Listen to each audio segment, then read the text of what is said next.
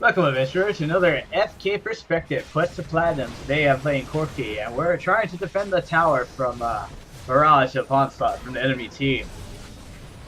As you can see, we're taking tons of damage. They focus me. I am the AD carry, so it's a perfectly legitimate target.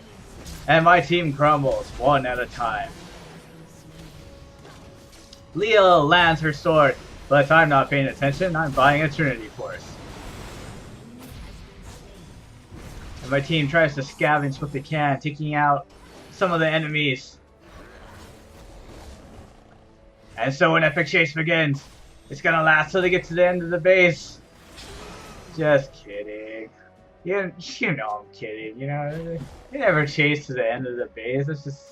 That's just too epic. If there was an epic chase of that amount of epicosity, I hurt my elbow.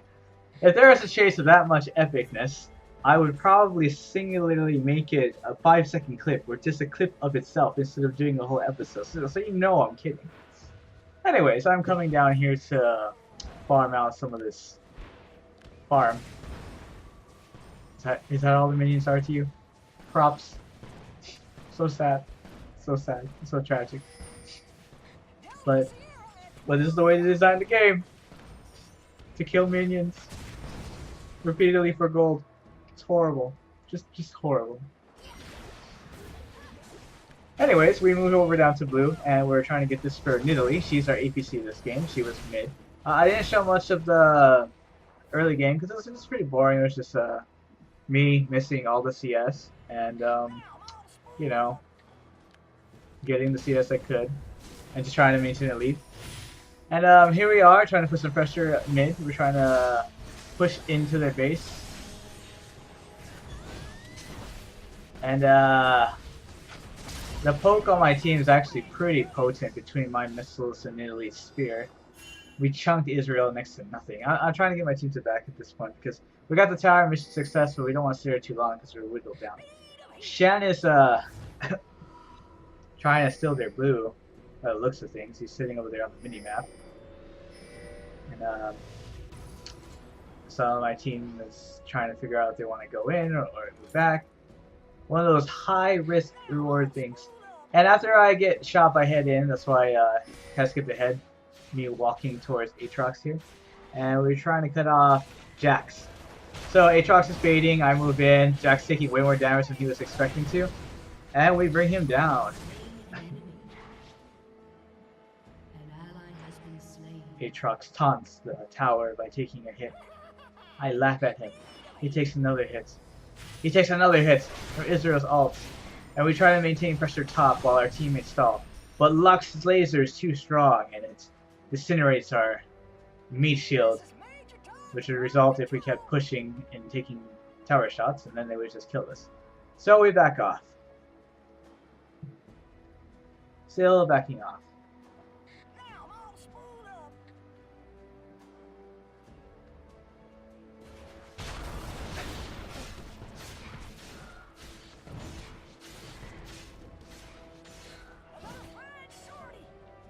And you know, this is part of the backing off. We kind of do like this rotation around the jungle. Like we don't want to take the straight route, you know, because you know we have to get the objectives and stuff. Clear the jungle so they don't clear our jungle for us.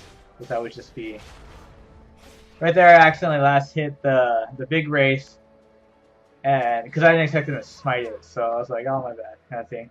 Because dragon's up, so I expected him to use the smite on the dragon, but. You know, no, he doesn't have smite for dragons, so I don't know how this is gonna work. But I want to get this objective, so Nidalee starts it. I start to tank it. Release my Gatling gun, and we take it down pretty easily. Here comes Jax. Oh, he jumps on me. It looks like while we went for dragon, they snuck in Baron.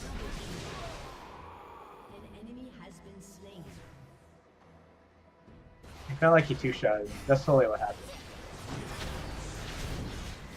And we cast our ADC. We deal tons of damage. We take him down. We actually have quite a lead on them.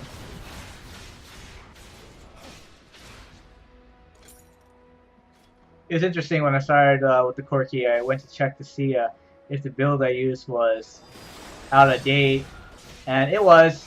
This is a build I got from a Season 3 popular guide. It makes sense. But the build I used to run on Corki was like heavy armor pen just to abuse his E. But I guess it doesn't DPS as much as taking advantage of Eternity Force because you can chain his spells together. So yeah, I went Trinity Force this time instead of like Black Cleaver plus was it Last Whisper? You know, just tons of attack damage. I mean, tons of armor pen, not attack damage. Finn's trying to start some trouble. He gets caught. I try to help, but my positioning is horrible, so I take tons of damage. Oh, and they take out my APC. I escape barely with my life. I'm trying to deal, soften them up a little bit, but it's kind of a wasted cause. Oh, that Acer ult was so close to me. So those are actually pretty big throws. I mean, we got caught, lost some good people. Like Nearly said, OP throw or OP throw, OP and Shen gets caught again. Lost the catching. But that's the thing. That classic example of why wards is so important. That ward placement allowed them to catch one of my teammates, and they just kept catching us over and over and over again. So it's a dramatic turn for the worse, as they're getting lots of towers and lots of kills on us, despite us having like a 7-kill lead. They also got Baron, so that's good on their part. So still trying to hang in there and maintain whatever small lead we have left, if we even have any. Their tanks are like swapping back and forth. Trying to poke them down a bit. Shen goes in to dish out. Well, technically he doesn't go in. It was like Leo forced him in with the E, sort of. You know what I mean. And eventually they back off because they don't think they're in a good position to continue pushing. They have a pretty big amount of wave. Or rather, they don't back off, they move bottom. They switch targets. There's enough pressure mid, so they feel that's supposed to pressure bottom. Shen moves in, tries to cast them. Aatrox has locked in position, but Jax backs off in time. Aatrox is spamming us to back because he doesn't want us to be chasing. He wants us to maintain pressure or counter pressure in our own base because there's a lot of minions in our base right now. And another tower goes down. They're getting so much global gold right now. And if you look at the minimap, you can see that they still have all their main towers and one layer and 2 of the secondary towers still up. Now we have some pretty big throws this game.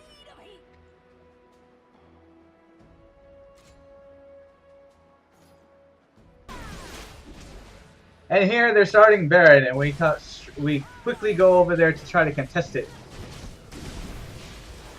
Shen goes in, trying to stall some damage, make them circle some damage to Baron.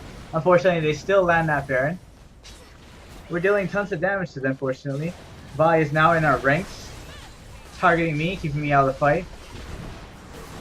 I'm trying to dish out as much damage as possible, being the ADC. We managed to pick 2 of them off. I'm trying to keep the pressure up, so I'm just like on top of the support. Probably not the most important target, but there's a target nearby, so I just hopped on top of her. And then there's Lux. Try to deal as much damage as possible. We do get the support. Unfortunately, there's just too much pressure in our base right now, so we can't push this in. We're forced to back off.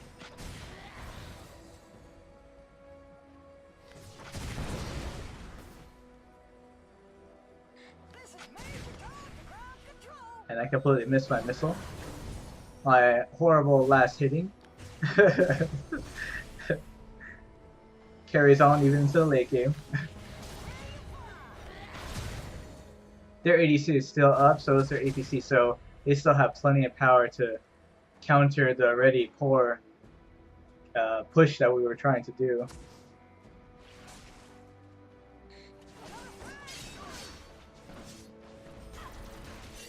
And Aatrox unfortunately is getting caught out there again. We're trying to go up to save him, but this would be another critical throw in our game.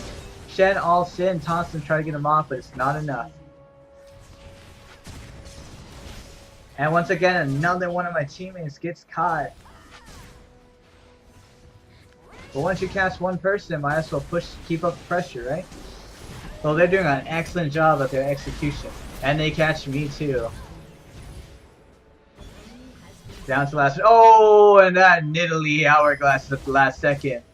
Dodging barely with her life against that barrage of missile fire. Skill shots, that's what I meant to say. I don't know. How do you mix up the word skill with missile? But yeah. Oh! And there goes Jag, Nidalee being very proficient with that spear. She landed a lot of good spears this game. I should prefer I didn't keep more of her spear landing, or catch more of her spear landing in the game. But me trying to do a last stand call, telling you it's not over yet and to keep fighting. And it's ranked, you know, fight to the bitter end. Never know, you can turn it around, they can slip up. We have some good pressure at bot right now, but unfortunately they got two of our main towers. And now they're working on their nexus. We're struggling to stop their moving in, dealing tons of damage to them. Take down their ADC, move on to the support. Easy kill. She had no way to escape at this point. Now it looks like my team's chasing down Lux, trying to take out the APC so we can push in and hopefully get some counter pressure. Of course, in the back of our minds, we're concerned about backdooring and whatnot, but we gotta play our odds. We cannot hide in our base at this point. So we're pushing it. I'm trying to counter the pressure at this top. Lux is a little bit upset.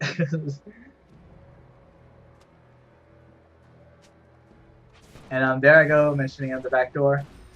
Typically if I'm support and I'm concerned about backdooring, I will ward just everywhere in our jungle. Just in case they try to like teleport in if they have teleport, or sneak just through our jungle basically.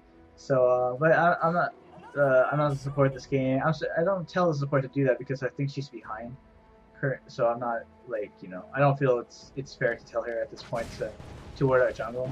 But you know, anything that you can do to handle backdooring, basically by me telling you, hey, be careful, don't backdoor, you know, run that behavior so you can take it on. So I don't know what these guys' styles are for handling backdooring, but it doesn't look like they end up backdooring anyways. But it's just interesting to plan ahead, to think of plans or countermeasures.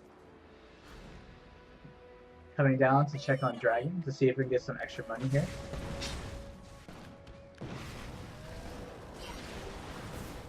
And my recall from this game actually is from the score or from my memory, I thought we ended this really fast and we won it really fast and whatnot kind of thing. But after rewatching this game, it was like, oh, this isn't how I remember going at all. So some games you just feel like you're winning and you're not. Some games you feel like you're losing and you're actually doing really good. So you know, psychology is a fascinating topic in pretty much any facade of reality. Facade of reality. Wow. And here they go. They're trying to end it. Lots of pressure in our mid and top lane already, and they're trying to push down our final inhibitor. So they're moving in. Their ADC has a second life now, making it very difficult to deal with. They catch our Nami. Shen tries to keep her alive, but it's in vain. She still falls. Shen moves in on the ADC to try to soak up the damage as the last stand. Unfortunately, they take him down, and we are not able to exchange the same amount of damage in return, or more so. So we're taking heavy losses here. It's now 3-2. Their ADC, or rather their two tanks, are kind of low. Aatrox starts to move in on the APC. Unfortunately, not dealing tons of damage by shutting me down.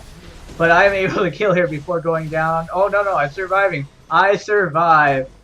But I'm not dealing enough damage to be able to stop their barrage of whatever on the Nexus. So, until next time, adventurer.